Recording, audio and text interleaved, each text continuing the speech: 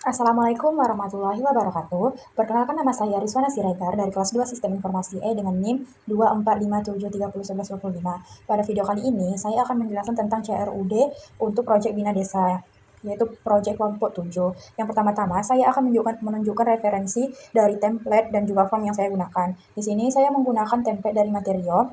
Nah, untuk formnya, saya menggunakan referensinya, yaitu yang untuk tabelnya, saya menggunakan referensi tabel basic.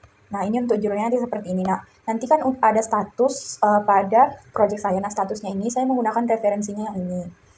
Setelah itu, untuk referensi dari pesan yang akan ditampilkan, saya menggunakan ini di dismissible alert. Nah, nanti dia bisa di close seperti ini. Nah, setelah itu untuk buttonnya saya menggunakan ini. Ini adalah referensi dari button yang saya gunakan. Nah, langsung aja kita masuk ke CRUD dari Project Bina Desa. Yang pertama, saya akan membuat tabel dengan nama warga. Dengan atribut ada warga ID, nomor KTP, nama, jenis kelamin, agama, pekerjaan, telepon, dan juga email. Nah, pertama-tama kita masuk ke Visual Studio Code. Setelah itu, di sini pertama-tama kita buat database-nya terlebih dahulu. Yaitu menggunakan PHP Artisan Migrate, nama tabel yang ingin kita buat. Nah, di sini saya udah buat tabel dengan nama warga. Ini adalah tabel yang saya buat dengan nama warga. Nah, di sini di function app kita edit sehingga dia akan menyimpan atribut dengan nama warga ID ini sebagai primary key-nya. Maka ini sebagai primary key. Setelah itu ada nomor KTP unik, bersifat unik, jadi tidak boleh nomor KTP-nya ini ada 2 dengan warga yang sama. Nah, setelah itu ada nama, ada jenis kelamin. Jenis kelamin ini dia bisa laki-laki ataupun perempuan. Setelah itu ada agama, pekerjaan, telepon, dan juga email. Nah, setelah kita buat database-nya, selanjutnya kita buat controller-nya. Nah, controller-nya di sini kita sesuaikan aja function index-nya. Function index-nya ini dia akan ketika dia menampilkan data warga pertama kali, maka dia akan mengambil return view yang ada di warga.index, yang ada di folder warga di file index. Setelah itu function create-nya dia akan menampilkan isi dari view yang ada di folder warga dan juga create. Nah, setelah itu kita ke function edit-nya. Function edit-nya dia akan mereturn view yang ada di folder admin, folder warga, dan di file index. Setelah itu, untuk function update-nya kita sesuaikan sehingga ketika dia ingin edit nanti dan ingin update, maka dia akan menerapkan repopulate form atau form yang ingin kita edit di index tadi. Dia akan isinya itu akan ikut ke from edit nanti. Jadi isinya itu tidak hilang. Nah, di sini setelah itu kita akan buat validasinya, form validasinya. Ketika nanti dia nomor KTP itu wajib diisi. Nanti ketika dia tidak mengisi nomor KTP, maka akan menampilkan pesan nomor KTP wajib diisi. Dan ketika nomor KTP-nya itu kurang dari 16 digit sesuai dengan yang di database tadi kan minimal 16. Nah, ketika dia kurang dari 16 digit, maka dia akan menampilkan pesan nomor KTP harus lebih dari 16 digit. Dan ketika nomor KTP-nya sudah terdaftar, maka dia akan menampilkan pesan nomor KTP sudah terdaftar. Karena kan nomor KTP tadi harus bersifat unik. Nah, begitu juga dengan aturan-aturan yang lainnya. Nah, untuk form update-nya dia akan mengarahkan ketika datanya selesai diupdate, maka dia akan mengarahkan ke halaman view indeks warga. Setelah itu menampilkan pesan perubahan data berhasil. Dan untuk function destroy atau menghapus datanya, maka dia akan menampilkan dia akan mengarahkan ke halaman indeks. Nanti ada icon untuk hapus datanya. Setelah itu dia akan menampilkan pesan data berhasil dihapus ketika sudah dihapus dan mengarahkan ke halaman indeks. Nah, selanjutnya ketika kita udah buat controller, kita akan buat modelnya lagi. Nah, di sini kita buat nama file modelnya adalah warga. Dengan tabel namanya adalah tabel warga, dengan warga ID ini kita set sebagai primary key. Setelah itu kita isi atribut-atribut yang kita gunakan untuk warga ini. Nah, warga ini nanti dia akan terhubung ke tabel pendaftar bantuan. Pendaftar bantuan ini nanti akan kita buat. Setelah itu, setelah kita buat modelnya, selanjutnya kita akan buat view-nya lagi. View warga. Nah, view untuk create-nya, terus view untuk edit, dan view untuk index. Nah, setelah kita buat kita buat view-nya, maka kita sesuaikan sidebarnya. Nah, di sini saya udah menerapkan partial view, yang mana di sini saya udah buat folder layout, dan di folder layout ini saya buat folder admin lagi, dan isinya ada CSS, footer, header, JS, navbar, sidebar, dan sidebar. Nah, di app.php ini udah berisi semua tampilan-tampilan yang ada di CSS, footer, header, JS, navbar, dan sidebar. Nah, untuk menghindari terjadinya perulangan yang berkali-kali pada setiap form yang sama, maka kita gunakan extend layout php.app. Nah, dia akan mengambil isi dari folder layout dan admin. Folder layout, dan di dalam folder layout ada folder admin, dan di dalam folder admin ada folder app. Setelah itu kita berikan dia judul edit warga. Nah, ini untuk konten dari edit ini. Kita isi kontennya di dalam section. Nah, seperti ini. Ini agar kodenya tidak berulang-ulang, makanya kita menerapkan partial view. Setelah itu, kita buat root-nya. Root ini agar nanti kita bisa mengakses halaman warga. Nah, di sini kita menggunakan root resource, sehingga kita tidak perlu lagi buat root satu-satu untuk index, create, ataupun destroy. Nah, selanjutnya kita akan buka tampilan yang udah kita buat. Nah, pertama-tama kita hidupkan Laragon. Setelah itu kita jalankan project kita dengan php artisan serve. Nah, kita ikuti. Nah,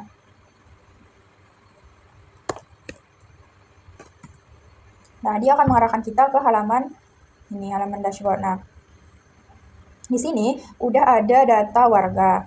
Nah, kita bisa menambahkan data warganya di sini di form nambahkan data warga ditambah warga. Nah, ini adalah form yang saya gunakan.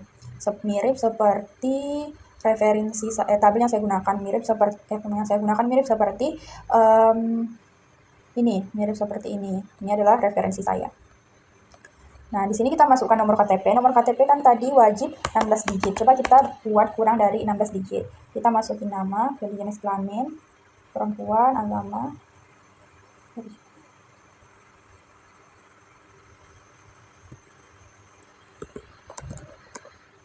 Nah, simpan data. Nah, maka dia akan menampilkan pesan error, yaitu nomor KTP harus diisi 16 digit. Nah, kita tambahkan nomor KTP-nya. Berapa? 1, 2, 3, 4, 5, 6, 7, 8, 9, 14, 15, 16. Nah, dia akan menampilkan pesan penambahan data berhasil. Nah, kita juga bisa menghilangkan pesan ini. Selanjutnya kita akan edit data yang tadi. Kita edit pekerjaannya menjadi pelajar misalnya. Kita klik simpan perubahan. Nah, dia akan menampilkan pesan perubahan data berhasil. Setelah itu kita bisa hapus. Apakah ya Anda ingin menghapus ini? Oke.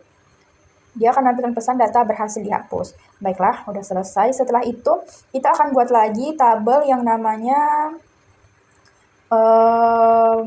adalah pendaftar bantuan. Pendaftar bantuan ini, dia memiliki atribut, yaitu ada pendaftar ID sebagai primary key, ada program ID sebagai foreign key, ada warga ID sebagai kita akan buat dulu yang namanya program bantuan. Nah, program bantuan ini ada beberapa atribut, yaitu program ID sebagai primary key, kode yang bersifat unik, nama program, tahun, deskripsi, dan anggarannya itu harus desimal. Nah, kita buat database-nya terlebih dahulu. Kita buat database menggunakan migration. Nah, di sini saya udah buat database dengan nama program bantuan. Nah, di program bantuan ini kita sesuaikan functionnya, kita sesuaikan function up dengan atribut-atribut yang ingin kita gunakan, yaitu ada program ID, ada kode, ada nama kode yang bersifat unik, ada nama program, ada tahun, deskripsi, anggaran. Setelah itu kita pergi ke model. Kita buat model dengan nama program bantuan. Nah, program bantuan ini nanti dia juga akan berrelasi dengan program ID. Nah, berrelasi dengan pendaftar bantuan. Nah, ketika kita ingin menambahkan pendaftar bantuan nanti, maka otomatis dia akan mengambil data dari warga ID dan juga mengambil data dari program bantuan juga. Nah, di sini kita sesuaikan tabelnya bernama program bantuan dengan primary key-nya adalah program ID, dan kita sesuaikan ini atribut-atributnya. Setelah itu kita buat lagi controller dengan nama program bantuan. Nah, di program bantuan ini kita sama seperti tadi, kita sesuaikan function function index, create, store, edit, dan juga update. Sama seperti tadi. Setelah itu kita buat view untuk menampilkan halamannya nanti. Nah, kita buat folder, di dalam folder ini kita buat folder yang nama program bantuan. Program bantuan di dalamnya kita buat file dengan nama create untuk edit dan juga untuk index. Sama seperti tadi, kita sesuaikan aja, kita ubah kontennya saja. Yang di bagian kontennya itu kan yang diubah tuh cuma isi-isinya. Ada mungkin kita sesuaikan dia menggunakan anggaran dan lain sebagainya. Kita ubah yang di situnya aja. Yang create juga dan juga yang index. Seperti itu. Setelah itu kita buat rootnya lagi. Rootnya kita buat untuk program bantuan. Nih, ini adalah rootnya menggunakan resource. Baiklah, setelah itu kita akan tes program bantuannya. Oh, bukan di sini. Program bantuan. Nah, kita coba tambah program bantuan. Di update programnya kita buat 1, nama programnya bantuan tahun 2025. Anggarannya misalnya 12 juta. Deskripsinya kita klik simpan data. Nah, dia akan menampilkan pesan data program berhasil ditambahkan. Setelah itu kita bisa edit misalnya nih, anggarannya kita menjadi 900 saja. Simpan perubahan. Dia akan menampilkan pesan data program berhasil diedit. Kita hapus, oke. Nah, data program bantuan berhasil dihapus. Nah, selanjutnya kita akan buat untuk pendaftar bantuan. Nah, pendaftar bantuan ini dia memiliki atribut dengan nama pendaftar ID sebagai primary key, program ID sebagai foreign key, ada warga ID sebagai foreign key juga, status seleksinya. Nah, berarti program bantuan ini dia akan berelasi ke tabel program ID dan juga ke tabel warga ID. Nah, pertama kita buat database-nya dulu. Database-nya ini kita buat dengan migration. Sini saya udah buat database-nya dengan nama pendaftar bantuan. Kita sesuaikan aja tabelnya.